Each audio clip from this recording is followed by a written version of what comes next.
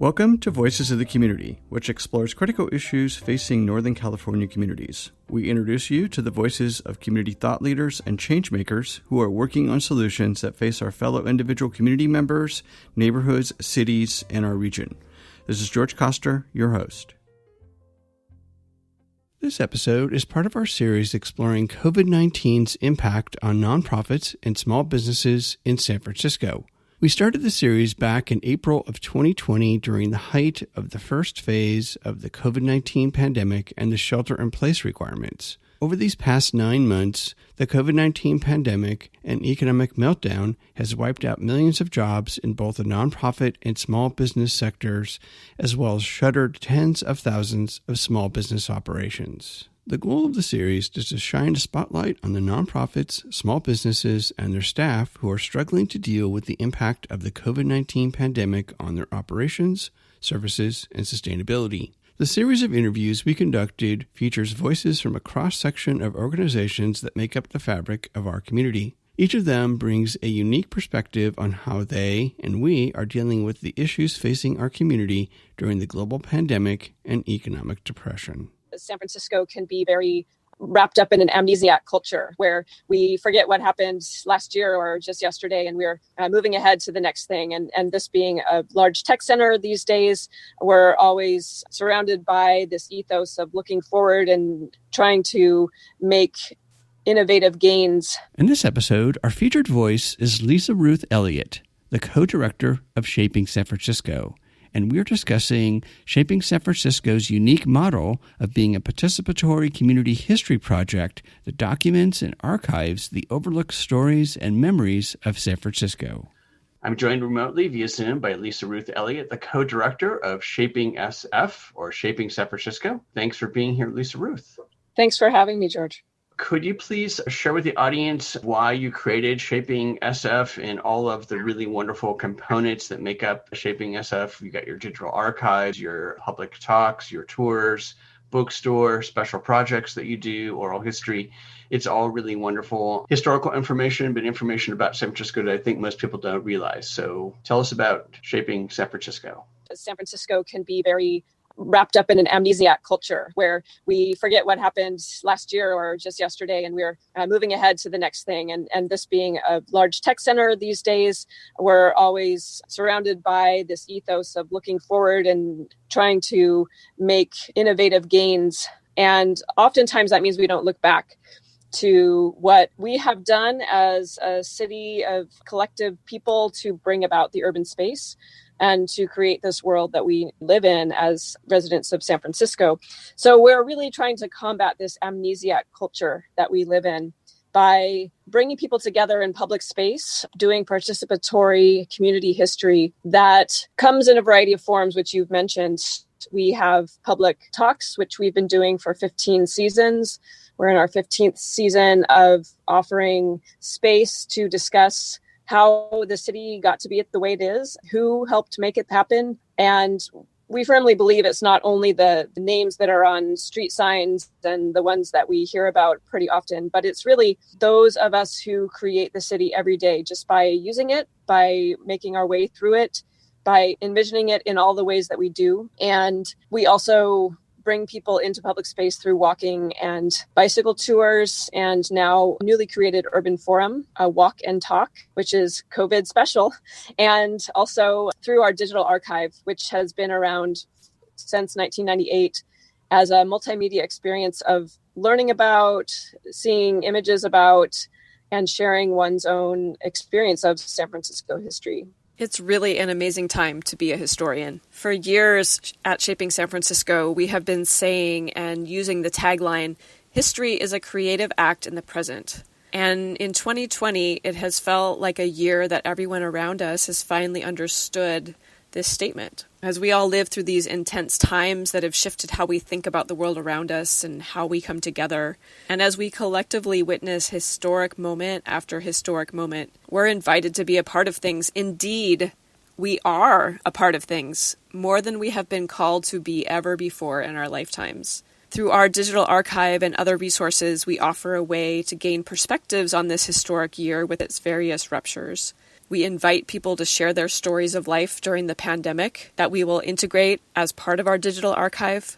And we're poised to collect voices of the community this way as we live through this pandemic, as we live through moments of social contestation, as we are an activated citizenry during this year's election, as we feel the effects of climate chaos around us. So much of what you do is in person. So how has COVID-19 impacted Shaping SF's ability to share your wonderful love of history and to educate the general populace about the place that they live? So for Shaping San Francisco, our experience of disseminating history is really based on this idea of it being participatory. And with COVID restrictions and sheltering in place and not being able to come together in public, that really impacted us in the spring of 2020 when we were trying to reimagine how we can do what we do. It's really important for us to open the space of public intellectualism that is done in person. And so a lot of the options people were turning to through Zoom or through other online platforms that are able to reach a lot of people, that really wasn't where we wanted to shift our programming. So we tried to envision for the fall 2020 season of events, how can we still gather in public safely? How can we align with the restrictions of the city and the public health department and still offer an outdoor and participatory experience? So we introduced something called urban forums, which we also are calling walk and talks. These are an adaptation of our walking tours. They're an opportunity to learn a little bit about it or just enjoy walking through it together. And for us, we've been enjoying offering the opportunity for people to leave their house in a safe way, be distanced from each other, have masks and good precautions in place, and right around a dozen people, which is the limitation of the city right now, to come together in outdoor gatherings and walk through different neighborhoods that one might not know already together and talk about the history, talk about community organizing, talk about planned developments or the way that the place looks, how it got to be that way. Again, trying to integrate some of these values into some new gatherings. And we are still continuing after a break in the spring, in the fall of 2020, to offer our bicycle and walking tours with the same kind of precautions in place. LisaRuth, over the last 20 plus years that you've been operating in Shaping San Francisco, what would you say has been the biggest impact in the community through your work? While it's hard to know the extent of our impact over the past 25 years, it's an intangible thing gauging how knowledge of history affects one's life. We offer this digital archive, foundsf.org, as a place to research about San Francisco history, but we often don't have a lot of one-on-one interactions with the 30,000 plus people who visit our site each month. It's sometimes hard for us to know. So it's often hard for us to know our impact. But I think there's a couple ways that we've been seeing more and more how we start to create this space, this opening of public intellectual space. We're not artists, we're historians, we're sort of cultural workers, and we sort of occupy this space in the humanities that isn't very well defined. We have an arts commission, but there's not really like a humanities commission or a history department in the city. So we sort of open up this other space of being able to come together and dialogue and debate about local history, about the things that shape our lives. We really have a dedication to this active verb in our name, Shaping San Francisco. We do think we are creating history in the present all the time. So the awareness of this way of going through our lives, I think, is one of the ways we've had an impact. We see in other colleagues and other organizations and historical societies programming starting to really pull apart these questions as well. You mentioned the People's Guide to San Francisco Bay Area, which I have been a contributor to. And they mentioned in the acknowledgements how much of an impact Shaping San Francisco has had on the way that the authors of that book see the intersections of the world around us. And I think that's one of the things that we can highlight in work that isn't happening elsewhere. Also, the Bay Observatory at the Exploratorium has a lecture series that was modeled on our public talks. We have been honored to hear about projects which cite our work as inspiring. We talk about sharing overlooked histories of San Francisco, and I think that's sort of in vogue right now to really start to see where are those marginalized stories and bring them to the forefront. I think the Black Lives Matter activism and outrage this year has really helped people start investigating and finding more about Black history and Black stories in our community. But I think what we do more than just show the overlooked stories is help make connections and show these intersections of how things come together. We have different topics we cover, and we don't cover them as isolated pillars of history. We don't talk about labor without talking about how the work that had developed within San Francisco and how working people shifted the landscape. So we talk about ecology and labor intersecting. We talk a lot about social movements. So the freeway revolt, where we could have a city crisscrossed with freeways, but we don't, was really key. How art and politics come together. We love to invite artists to talk about their work. And what we offer is a little bit different showcase than just, here's what I'm working on, but how has a political outlook affected their work or impacted how they express themselves? And we're interested in these intersections. So what are some of the additional needs that you're seeing through your work for artists, writers, cultural leaders that Shaping San Francisco works with? Well, we've been impacted pretty heavily through COVID and the pandemic, in the sense that so many people and so many of the organizations who rely on revenue income have really taken a big hit without the patrons of their museums, perhaps, or their science-based institutions, or groups who also have had historical educational interpretation in their mission statement, but actually can no longer support those areas of work. So we've taken a big hit culturally, the institutions not being open, the access being limited. We're in the middle of an economic crisis due to the pandemic as well. And we also still need the income for our cultural institutions to be able to continue to provide the important work of helping us understand who we are, giving us, as Angela Davis says, a sense of the inner dimensions that artists can offer to the world through just creation and focusing on art. As historians, we are actually really activated and excited about the way that people are turning to their own neighborhoods, to their own cities, and have a sense of wanting to investigate those areas more in depth, which wasn't happening as much before when we were jet setting on the world as a global civilization. So it's actually made people focus on their own neighborhoods and their own city a little bit more because they have to. Yeah, our restrictions provide these spaces of possibility. And I think we are really well poised as a small independent project of just two people, my co-director, Chris Carlson, and myself, doing all the programming and managing our digital archive. We're able to weather a storm like a pandemic because we're very small and resilient, and we don't have the larger real estate space or, like I said, the need for the revenue stream in the same way that some of our larger partners and colleagues have had to reckon with.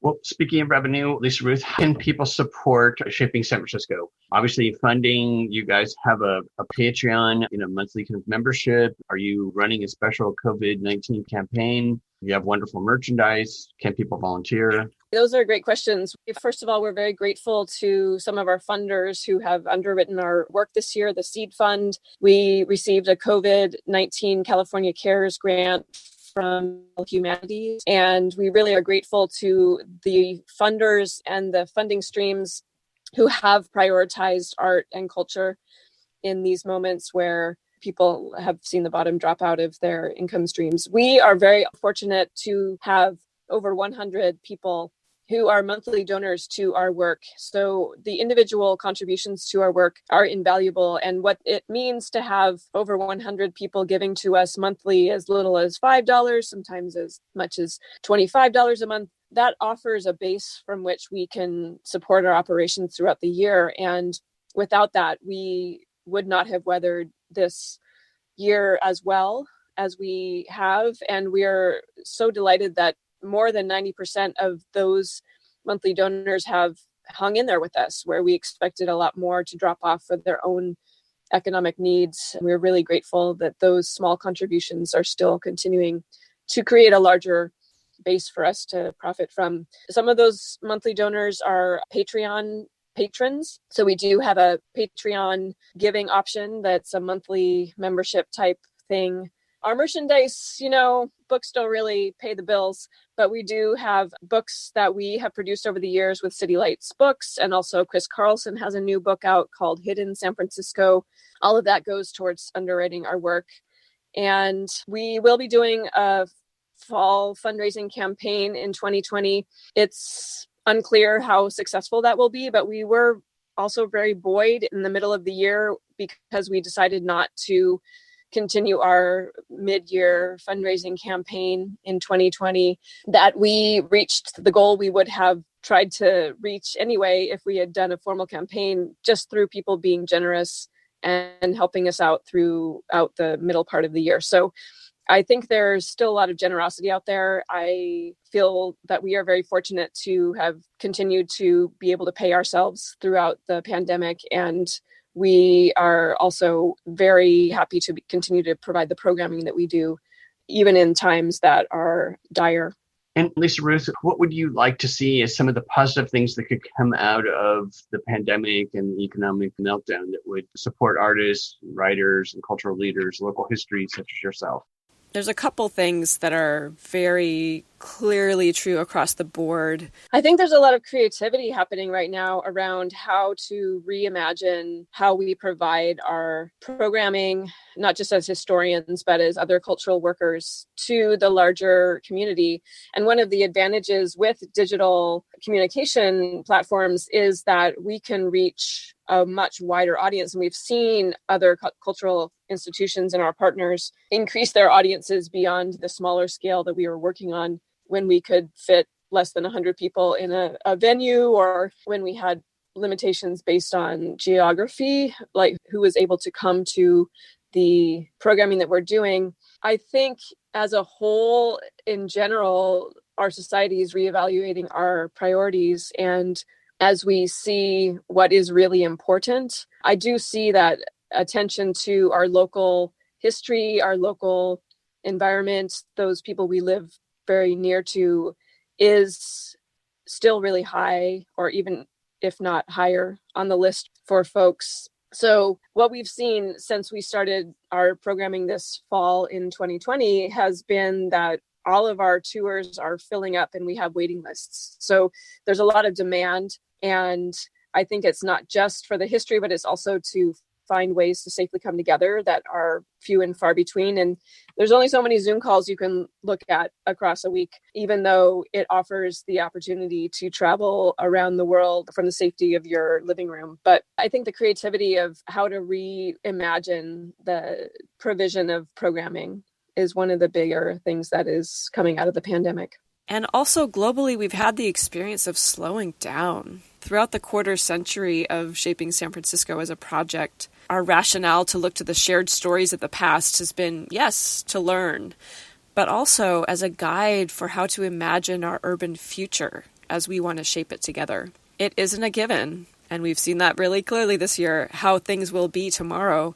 And I hope that collectively we've had a chance to assess what is really important to preserve about our before times and how we can shift our perception and creation of our shared future. Already we see more ecologically sensitive visions being realized in our cities, which is encouraging as one example. I talked about the fact that people are becoming more aware of their own immediate surroundings as we're constrained to a smaller radius through sheltering in place. And we're also more aware of our interconnectedness globally, more tangibly than ever. Well, thank you, LisaRuth, for sharing Shaping San Francisco's work today. We'll make sure that the listeners and viewers have your contact information, website, all your social media, so they can follow Shaping San Francisco and more people get engaged in those public talks, tours, and special projects. That's it for this episode of Voices of the Community. You've been listening to the voice of LisaRuth Elliott, the co-director of Shaping San Francisco. To find out more about Shaping San Francisco's tours, Digital Archives found SF, their public talks, walking, bicycle tours, and bay cruises, along with their bookstore and special projects. Go to shapingsf.org. We hope that you enjoyed the insights, points of view, and personal stories from the voices of changemakers and their nonprofits and small businesses featured in this series. To find out more and get engaged with the nonprofits, small businesses, and staff members featured in the series, please go to my website, georgecoster.com, and click on Voices of the Community to find links to the extended versions of these interviews and to listen to the entire series. After listening to these stories, we hope that you will consider making a donation and volunteering to provide a hand up to your fellow community members. I want to thank my associate producer, Eric Estrada, along with Mel, Lila, Michael, and Laura at the San Francisco Public Press and KSFP. To listen to our next episode in this series and to our archived past shows, which feature community voices working on solutions to critical issues facing Northern California communities, please go to georgecoster.com.